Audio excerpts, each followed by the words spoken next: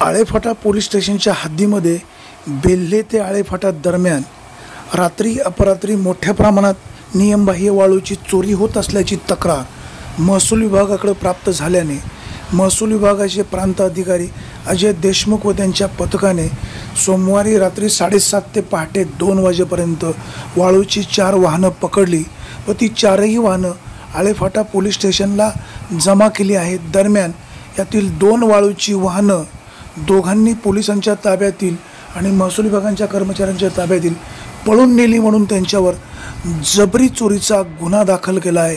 वास्तविक अशा प्रकारची वाळू चोरी होतेच कशी? महसूल विभाग आणि पोलिसांचं लक्ष नाही का? यांचा या चोरीमध्ये हात आहे का? अशाही प्रकारचा संशय व्यक्त होतोय. महसूल विभागाने केवळ तात्पुरती कारवाई करण्याच्या ऐवजी रात्रीच्या वेळी अशा प्रकारे वाळूची चोरी होणार नाही याची दक्षता घ्यायला हवी. त्याचबरोबर या वाहनांना नंबर प्लेट नसताना नियमापेक्षा जास्त वाळूची वाहतूक करत असताना जर कारवाई होणार नसेल तर यांना आशीर्वाद कोणाचा आहे हेही महत्त्वाचं आहे.